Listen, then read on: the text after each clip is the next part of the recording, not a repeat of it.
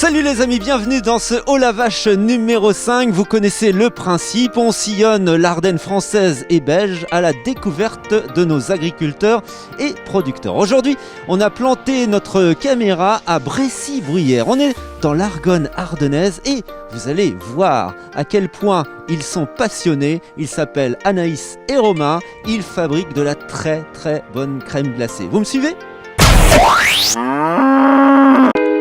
Ce ne sont pas des glaces, ni des sorbets, mais des crèmes glacées que l'on imagine et réalise au sein de cet ancien prieuré. De l'étable à votre table, on vous révèle tout le processus. C'est toujours un plaisir de se retrouver en immersion au sein du lieu de vie des animaux de la ferme. Je suis entouré d'une 60aine de vaches laitières et en présence aussi du chef d'exploitation, Romain. Bonjour. Salut Olivier. Alors évidemment, c'est encore une histoire de famille. Oui, tout à fait. Je suis la 4e génération sur la ferme, donc je suis encore installé aujourd'hui avec mon père. Mon frère est avec nous aussi aujourd'hui et mon grand-père, arrière-grand-père avait la ferme aussi avant. Et depuis 2017 a germé ce projet de fabriquer des crèmes glacées. Comment c'est venu ? La première question, c'est de se dire que ma femme voulait se reconvertir, changer de travail. Donc on a eu l'idée de créer un atelier de transformation laitière à la ferme. Et après, on est parti sur les crèmes glacées. Pourquoi les crèmes glacées ? Car il n'y avait pas dans le secteur proche, et du coup on s'est dit pour ne pas concurrencer nos autres amis agriculteurs qui font la transformation, on a dit pourquoi pas des glaces, et c'est parti comme ça. Il y a 4 salariés avec nous, donc ça prend quand même beaucoup de travail entre le soin aux animaux, les nourrir, s'occuper d'eux, les repailler, et aussi tout le travail de transformation du lait en glace, puis de la vente de ces glaces.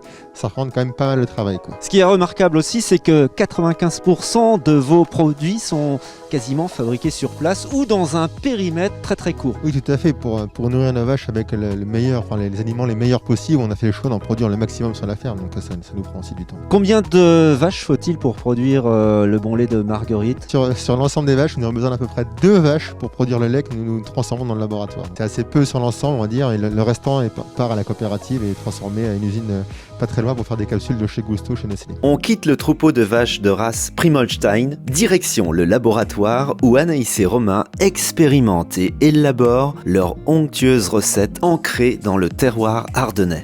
Et hop, on se retrouve dans le laboratoire, ici, avec Anaïs et Romain, qui sont à la tâche. Anaïs, tu vas nous présenter ce qui se passe là, parce qu'on a plusieurs étapes pour fabriquer une crème glacée à la fleur de lait. On t'écoute. Oui, voilà, donc Romain est en train de préparer le mélange pour réaliser le parfum fleur de lait. Donc la fleur de lait est une glace au lait et à la crème, donc nature, sans arôme et sans parfum artificiel. Donc là, Romain nous mélange le sucre avec le lait et la crème entière que nous réalisons à la sortie de traite toutes les semaines. Là, il est en train de verser le mélange dans la machine à glace. Donc cette première partie de la machine va pasteuriser le mélange à plus de 85 degrés afin d'éliminer toute éventuelle bactérie qu'il pourrait y avoir. C'est toujours Romain qui est à l'ouvrage. C'est l'ultime étape. Vous allez voir sortir cette crème glacée à moins 3 degrés. Regardez le résultat final. Anaïs, c'est une machine miraculeuse. Oui, c'est ça. Elle fait beaucoup de miracles en effet, puisqu'elle transforme la base liquide que l'on a vue tout à l'heure en forme un peu plus solide. Donc là, elle sort de turbine. Donc il y a une incorporation naturelle d'air, sans injonction artificielle. Romain la sort dans un gros bac. Ensuite, une fois que la turbine est vidée de sa glace, on va pouvoir aller la mettre en pot. Les pots sont préalablement étiquetés avec le numéro de l'eau et la DLC sur chaque pot. Donc tout ça est fait manuellement, bien entendu. Alors évidemment, quand on voit Romain à la manœuvre comme ça à quelques centimètres, on a tout de suite envie de se plonger dedans tellement c'est irrésistible.